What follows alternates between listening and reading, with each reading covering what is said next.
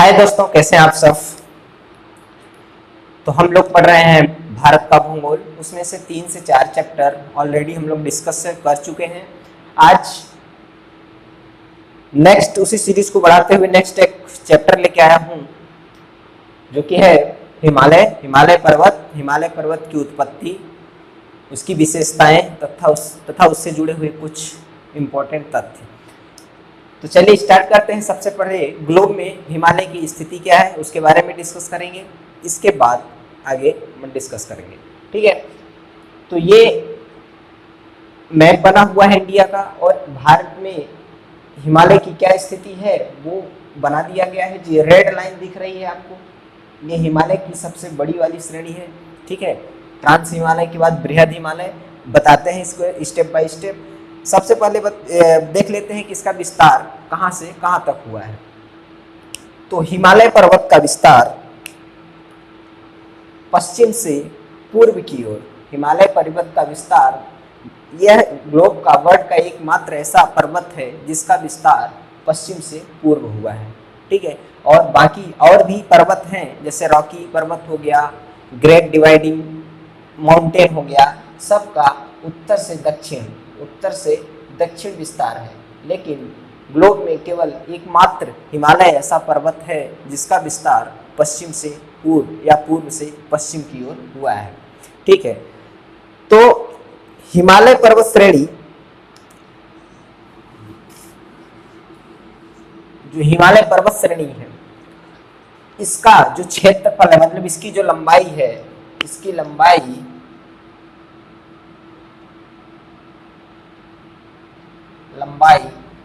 2500 kilometre लगभग।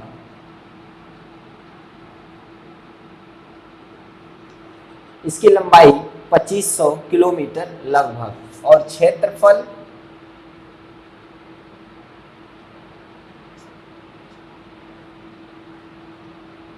5 लाख वर्ग kilometre. ठीक है, हिमालय पर्वत की लंबाई 2500 किलोमीटर लगभग, और इसका जो क्षेत्रफल है, जो फैलाव है, वो 5 लाख वर्ग किलोमीटर है। ठीक है, आप लोगों को नोट डाउन करते जाना है, पॉइंट वाइज जैसे मैं बोल रहा हूँ समझाते जा रहा हूँ, आप लोग नोट भी करते जाएंगे। ठीक है ना। क्या होगा कि जब आप पढ़ने बैठेंगे तो आपकी नोट्स एक बार आपके साथ में रहेगी और आप पढ़ेंगे तो बहुत अच्छे समझ में आने वाला है। ठीक है, चलिए, तो भारत लंबाई हो गया और क्षेत्रफल हो गया। ठीक, अब हिमालय पर्वत की थोड़ी कुछ इंपॉर्टेंट कुछ तथ्य हैं, उसमें बात कर लेते हैं। हिमालय पर्वत का पश्चिमी भाग है, जो पश्चिमी भाग है वो फैला हुआ है थोड़ा, एज कंपेयर टू पूर्वी भाग से की अपेक्षा पश्चिमी भाग का फैलाव ज़्यादा है, और पूर्वी भाग थोड़ा सकरा है, और सकरा होने के कारण इसकी ऊंचाई पश्चिमी हिमालय से ज़्यादा है। कोई भी चीज़ अगर फैली है तो कम ऊंची रहेगी, लेकिन जैसे ही उसको सकरा करेंगे तो वो उसकी ऊंचाई बढ़ जाती है। इसी तरह से इधर पूर्वी एरिया इसका बड़ा हुआ है, ऊंचाई इसकी ज़्यादा है। ठीक है, और इसकी अब आकृति की बात करते हैं। जो इसका आकार है वो चापाकार या धनुहाकार दिख ही रहा है आपको, तलवार के आकार का इसका शेप है। ठीक है, अब डिस्कस करेंगे कि इसकी स्थिति क्या है। तो जो हिमालय पर्वत है, हिमालय पर्वत के जस्ट उत्तर में क्या है कि भूगोल एक काल्पनिक विषय है। आप जितना अच्छे से कल्पना कर पाएंगे उतने अच्छे से इसको समझ पाएंगे, क्योंकि व्हाइट बोर्ड में आपको 3D शेप में बना के बताना मुश्किल काम है, तो आपको सोचना है, रियलाइज करना है। ये अपना हिमालय पर्वत है। हिमालय पर्वत के जस्ट उत्तर में तिब्बत का पठार है, और तिब्बत पठार के और उत्तर में क्यून लून पर्वत श्रेणी है। ठीक है, ध्यान में रखिएगा, इसको नोट कर लीजिए पॉइंट बना के, कि हिमालय पर्वत के उत्तर में तिब्बत का पठार है, और तिब्बत पठार के उत्तर में क्यून लून की पर्वत श्रेणी है। ठीक है, अब बात करते हैं इनके छोर की, हिमालय पर्वत के छोर की बात करेंगे। तो हिमालय पर्वत पश्चिम में जम्मू कश्मीर राज्य कि यहाँ पर जम्मू कश्मीर राज्य में और यहाँ पर अरुणाचल प्रदेश और तिब्बत के बॉर्डर पे दो पर्वत चोटी हैं। एक यहाँ पे है, इसका नाम है नामचा बरवा,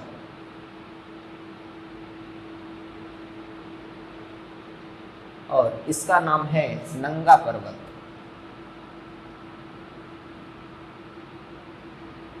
नंगा पर्वत चोटी, ठीक है। तो इसको पॉइंट में लिखेंगे कि हिमालय पर्वत का पश्चिम में नंगा पर्वत से पूर्व में नामचा पर्वत तक विस्तार है, ठीक है। इस तरह से पॉइंट बना के लिखेंगे।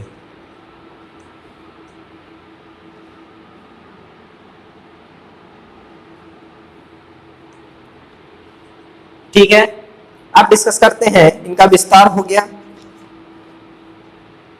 जैसे ही ये पश्चिम में नंगा पर्वत के आगे बढ़ता है तो ये इसकी दो शाखाएं डिस्ट्रीब्यूट होती है, दो शाखाओं में विभाजित होता है।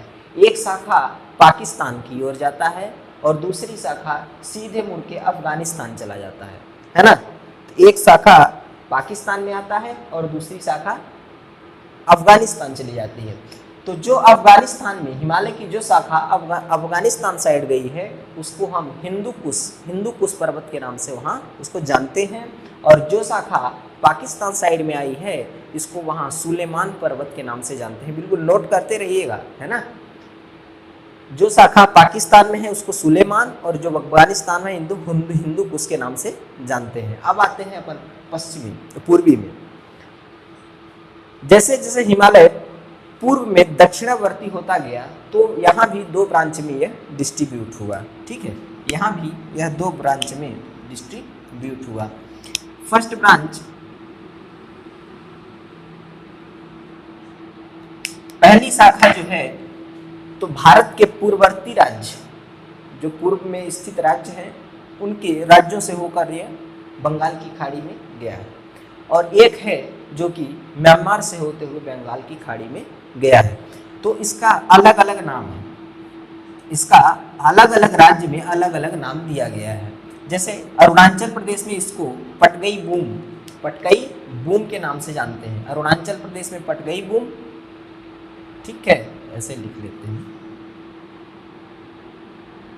हाँ, अरुणाचल प्रदेश में इसको पटगई बूम के नाम से यहाँ जानेंगे। फिर इसके बाद नागालैंड में इसको नागा पहाड़ी के नाम से जानते हैं। फिर इसके बाद मिजोरम में इसको मिजो पहाड़ी के नाम से जानते हैं, और मणिपुर में इसको मणि पहाड़ी के नाम से जानते हैं, ठीक है। चलिए, मणिपुर में मणिपुर पहाड़ी के नाम से जानते हैं और मिजो में मिजो पहाड़ी के नाम से जानते हैं। ये हो गया। और जो एक अन्य जो शाखा इसकी म्यांमार की साइड वितरित है उसको हम आरा कारियोमा के नाम से जानते हैं। आरा कारियोमा पर्वत के नाम से जानते हैं उसको। म्यांमार में आरा कारियोमा नाम का पर्वत कहते हैं। चलिए, ठीक है, अब आगे डिस्कस करते हैं।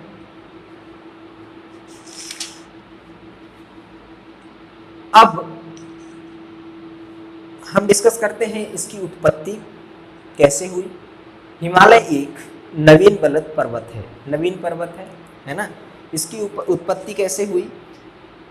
हिमालय पर्वत की उत्पत्ति सेरोजोइक महाकल्प के द्वारा हुई थी। सेरोजोइक, इसको लिख लीजिएगा,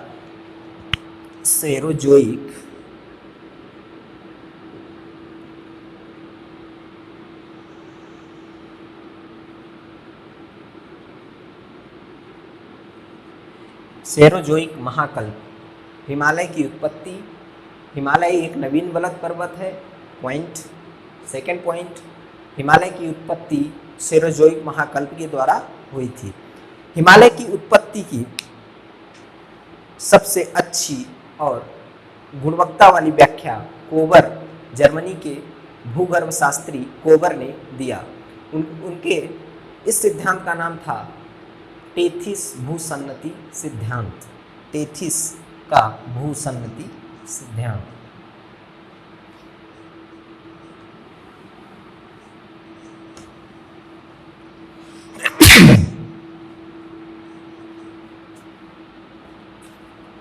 टेथिस का भूसन्नति सिद्धांत।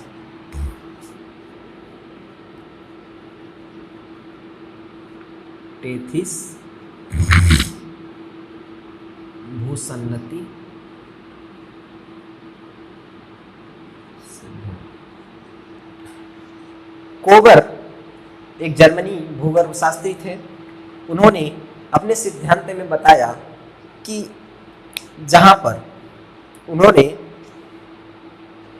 जहां पर आज हिमालय पर्वत है, उन्होंने अपने सिद्धांत टेथिस के अनुसार उन्होंने बताया कि जहां पर आज हिमालय पर्वत है, यहाँ पर एक टेथिस भूसन्नति की जगह पे, सागर की जगह पे कोबर ने भूसन्नति वर्ड का यूज किया है। ये क्वेश्चंस बनता है और एक पेपर में आया भी था कि ऐसे कौन से भूगर्भ शास्त्री हैं जिन्होंने सागर की जगह भूसन्नति शब्द का यूज किया है। ठीक है, वो थे कोबर, जर्मन वैज्ञानिक कोबर। ठीक है, या जर्मन भूगर्भ शास्त्री कोबर। तो कोबर के अनुसार जहां पर आज हिमालय पर्वत है वहां टेथिस नामक सागर था, टेथिस भूसन्नति था। ठीक है, और टेथिस भूसन्नति के उत्तर में, दक्षिण में गोंडवाना लैंड तथा उत्तर में अंगारा लैंड था। ठीक है, चलिए इसको बना लेते हैं थोड़ा।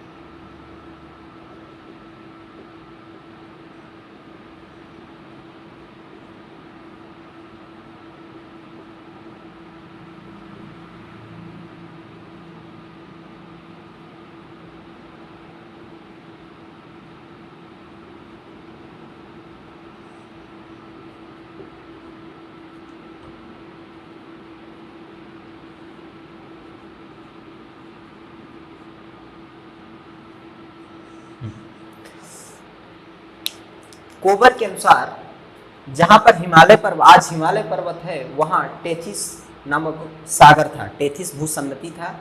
और टेथिस सागर के दक्षिण में गोंडवाना लैंड तथा टेथिस सागर के उत्तर में अंगारा लैंड था। फिर क्या हुआ, कोबर के अनुसार गोंडवाना लैंड और अंगारा लैंड में बहुत सारी नदियों का प्रवाहन था।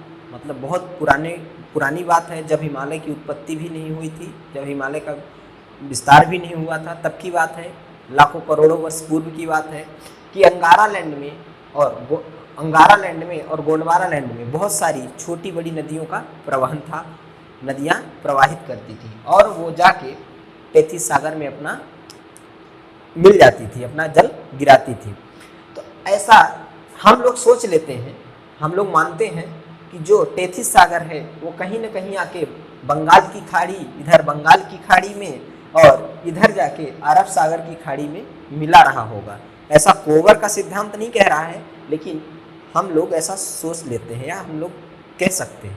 ठीक है, तो उन्होंने कहा कि बहुत सारी ऐसी छोटी बड़ी नदियां थीं अंगारा लैंड में और गोंडवाना लैंड में।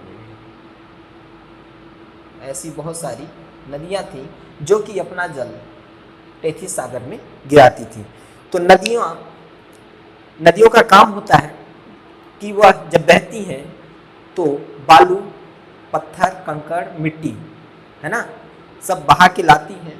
और ये नदियां पूरा निरंतर विगत वर्षों तक बहती रहीं और अपने जल के साथ बालू, मिट्टी, पत्थर लेके आती थी और इस टेथिस सागर में गिराती थी, पाटती थी। धीरे धीरे धीरे धीरे क्या हुआ, समय बीतता गया और यह टेथिस सागर जो है वह पूरी तरह से अवसादों से भर गया।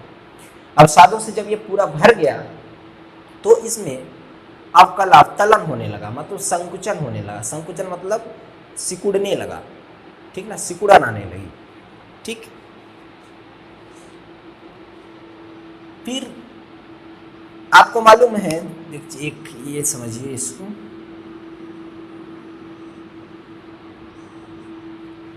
ये यही चीज हम बनाए हैं।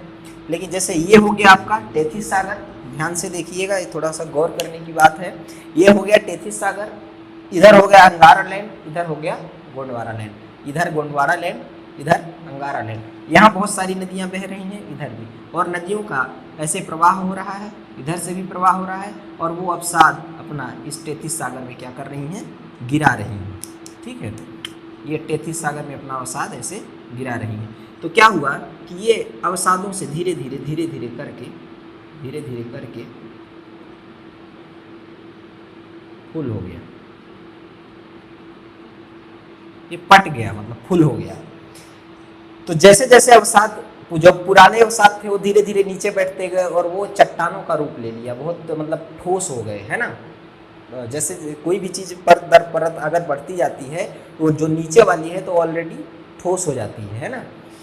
तो इस तरह से जब ये पूरी तरह से टेथिस सागर अवसादों से भर दे गया तो इसमें अवतरण की प्रक्रिया शुरू हो गई, मतलब संकुचन होने लगा। संकुचन का मतलब ये नीचे थोड़ा सा गहरा होने लगा। जब वो गहरा हुआ तो इसमें संकुचन, मतलब ये दबाव, ऐसे दबाव होने लगा। जब ये ऐसे दबाव हुआ तो यहाँ पर एक पर्वत का निर्माण हुआ और एक पर्वत का निर्माण यहाँ पे हुआ, ठीक। और ये वाला जो भाग है, ये वाला, ये थोड़ा सा उठ गया, ठीक। तो यहां से जब हुआ तो ये हिमालय पर्वत हो गया,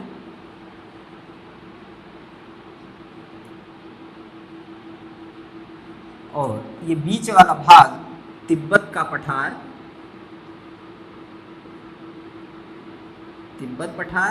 और ये क्यून लून पर्वत। अभी मैं आपको बताया था, जब सबसे पहले जब इंट्रो दे रहा था, परिचय दे रहा था, उसके पहले ही बताया था कि हिमालय पर्वत के उत्तर में तिब्बत का पठार है और तिब्बत पठार के उत्तर में क्यून लून की पर्वत श्रेणी है। ये देखिए उसी का ये टेथिस सागर हो गया, है ना। टेथिस सागर के जब अवसादों का अवकलन हुआ तो संकुचन हुआ। संकुचन के दौरान यहाँ पर एक पर्वत का निर्माण हुआ। जैसे जैसे संकुचन हुआ ये फोल्ड होते गए, फोल्डेड, ठीक है।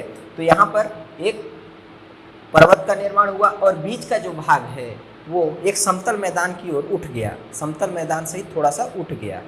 तो उसको हम तिब्बत का पठार, सबसे पहले हिमालय पर्वत के उत्तर में तिब्बत का पठार, फिर उसके उत्तर में क्यून लून पर्वत श्रेणी है, ठीक है। इस तरह से हिमालय पर्वत की उत्पत्ति हुई।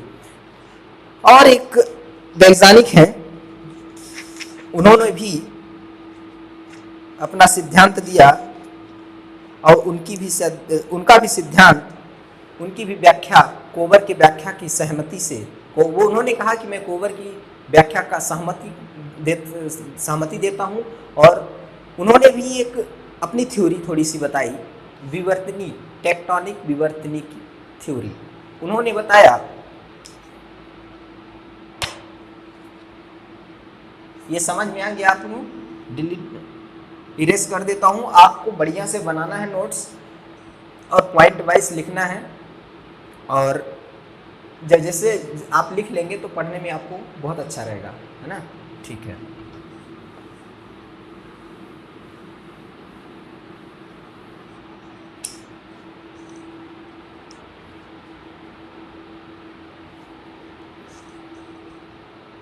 तो हेरी हेस का सिद्धांत, हेरी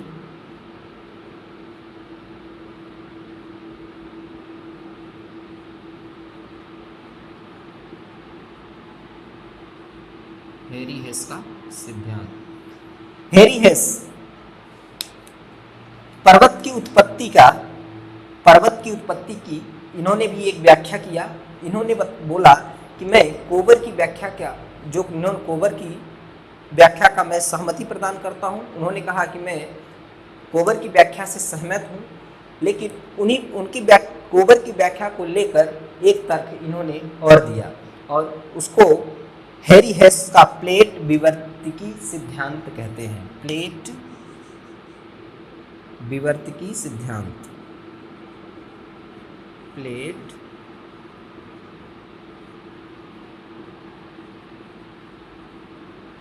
सिद्धांत, उसको हेरी हेस का सिद्धांत प्लेट विवर्तकी सिद्धांत के नाम से जाना था। उन्होंने बताया कि पृथ्वी के 200 किलोमीटर अंदर का जो भूखंड है वो एक प्लेट की तरह काम करता है। पृथ्वी के 200 किलोमीटर अंदर का जो भूखंड है वो एक प्लेट की तरह काम करता है और पृथ्वी के प्रत्येक भाग में कई प्रकार की प्लेटें हैं, है ना, कई प्रकार की प्लेटें हैं। जैसे अपना जो इंडिया है, ये इंडिया जो है वो इंडियन प्लेट,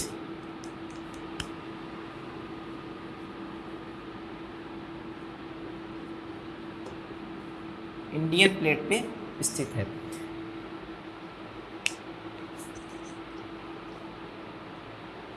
और उन्होंने बताया कि इन प्लेटों को छह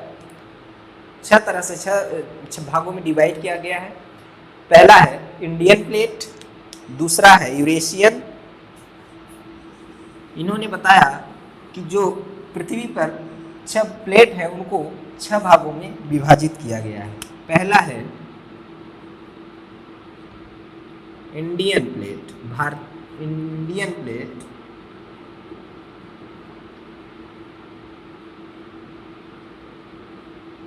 दूसरा है यूरेशियन प्लेट,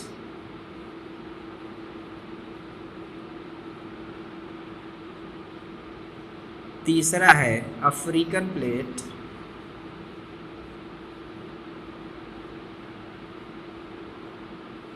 चौथा है अमेरिकन प्लेट,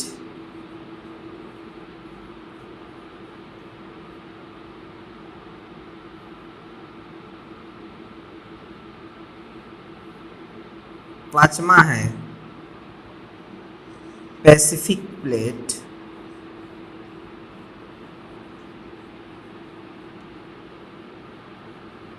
इस पर ही प्रशांत महासागर स्थित है।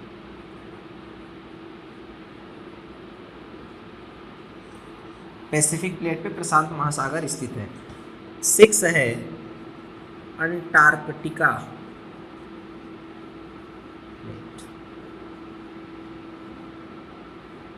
हेरी हेस के सिद्धांत के अनुसार पृथ्वी में 6 प्रकार की प्लेटें हैं, 6 प्रकार की प्लेटों में विभाजित किया गया है।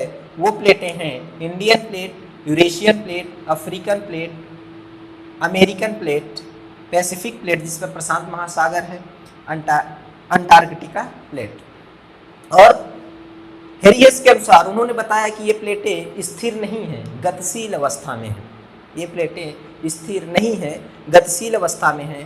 तो जब दो प्लेटें गतिशील अवस्था में हैं, दूर दूर जाएंगी तो कहीं न कहीं टकराएंगी एक दूसरे से। ये दो जा रही तो उधर से जो और है वो कहीं न कहीं एक दूसरे से टकराएंगे। इसी तरह से इंडियन प्लेट जो भारत का प्लेट है, जिस पर भारत है, वो भी इस दिशा में, मतलब उत्तर पूर्व की दिशा में क्या है, प्रवाहित है ऐसे। और इधर यूरेशियन प्लेट है, तो जैसे ही इस दिशा में प्रवाहित होते हुए वह यूरेशियन प्लेट से टकराया तो ये टेथिस सागर में जो भरे अवसाद हैं, जो पटे हुए अवसाद हैं, उनमें वलय होने लगी, उनमें वलय की प्रक्रिया चालू हो गई। जैसा कि यहाँ पर हम अभी बताए थे डायग्राम के थ्रू, उसी तरह से वलय होने लगा। और सबसे पहले हिमालय पर्वत का निर्माण, फिर तिब्बत का पठार, फिर क्यूनून पर्वत का निर्माण हुआ। इस तरह से इनका सिद्धांत की पुष्टि हुई और इन्होंने कोबर के सिद्धांत की भी सहमति प्रदान किए थे। उन्होंने ये बताया कि कोबर के सिद्धांत की मैं सहमति देता हूँ, और उन्होंने उसी सिद्धांत में ये अपना थोड़ा सा सिद्धांत का व्याख्या किया। ठीक है। अब हिमालय पर्वत के अंतर्गत जो हिमालय पर्वत है उसको 4 श्रेणी में डिवाइड किया गया। ट्रांस हिमालय में भी 3 श्रेणियां हैं, काराकोरम श्रेणी, लद्दाख श्रेणी और जास्कर श्रेणी, उसको ट्रांस हिमालय के अंतर्गत लिया गया। फिर इसके बाद बृहद हिमालय, फिर लघु हिमालय या मध्य हिमालय, फिर शिवालिक हिमालय, वो सब हम डिस्कस करेंगे अगले वीडियो में। और मैं आपसे एक ही रिक्वेस्ट करूँगा कि आप लोग वीडियो को ज़्यादा से ज़्यादा लाइक करिए, शेयर करिए और सब्सक्राइब करिए, क्योंकि अगर आप लोग ऐसा करेंगे तो हमको भी एक एनर्जी मिलेगी और हम आपके साथ हमेशा जुड़े रहेंगे, है कि नहीं। तो चलिए ठीक है, आज के लिए इतना ही, शेष नेक्स्ट वीडियो में। जय हिंद।